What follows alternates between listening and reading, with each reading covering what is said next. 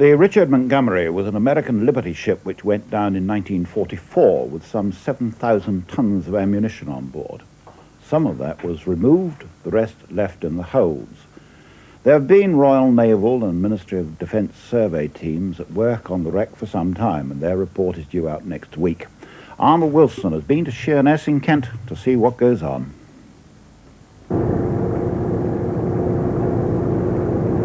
Well, this is about as close as you can actually get, or perhaps would care to get, to a very explosive subject. The Richard Montgomery, an American Liberty ship, she went down here 37 years ago with a deadly cargo of TNT and ammunition. She's certainly explosive politically, but is she explosive literally? That's what Royal Naval divers are trying to find out. Short of going down to have a look for themselves, the people of Sheerness really don't know what to believe about all this. They have to take the word of the experts, and the experts feel the real danger passed years ago. But even if she's not going to explode, the Richard Montgomery, her back broken, is a dangerous wreck to explore.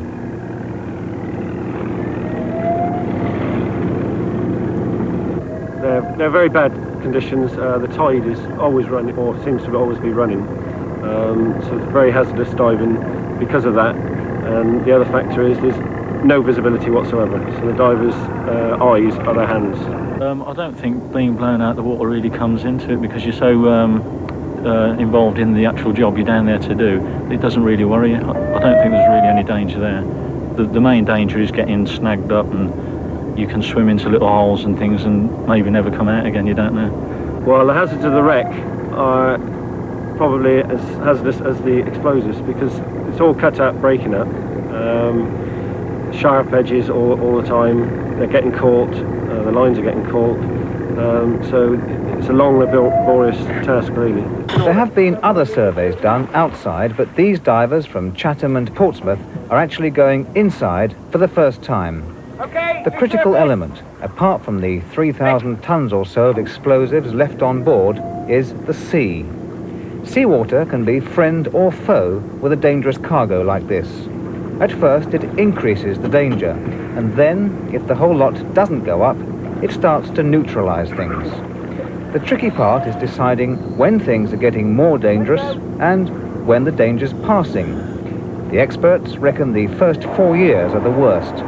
So if she were going to blow up Sheerness, it would have happened by 1948. Desmond Bloy, the salvage officer at Chatham Dockyard, is in charge of the 8-week survey. I can only give a personal view on this one, and my personal view is that whilst explosives never deteriorate, the means of setting it off can go, and I honestly believe that the means of setting off that explosive no longer exists and is long gone. What about the American responsibility? Because after all, it was their ship, wasn't it? It was their ship, but you must remember that Lease Land covered lots of things, including ships, and once this thing sank within these waters, it became a British responsibility. Do you think it's important or feasible to actually shift her if she is indeed safe? I don't know what advantage would be gained by moving her. Sheerness would lose one of their main attractions. In spite of the wreck, this part of the Thames Estuary is a busy place for naval vessels, just as it was in 1944.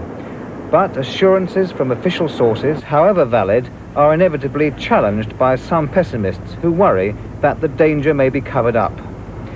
So long as the wreckage stays here, complete with TNT bombs, not everyone in Sheerness or even Southend will be able to sleep soundly in their beds, no matter how many surveys the Navy carries out. Today, at least, we beat the Australians at something. Britain has regained the Admiral's Cup. It's a sort of unofficial world championship of ocean racing, with 16 nations competing. The Fastnet is the last of 5 races, and the first finishers arrived at Plymouth early this morning. And this, for the spectators out in Plymouth Sound just before dawn, was the site of the appropriate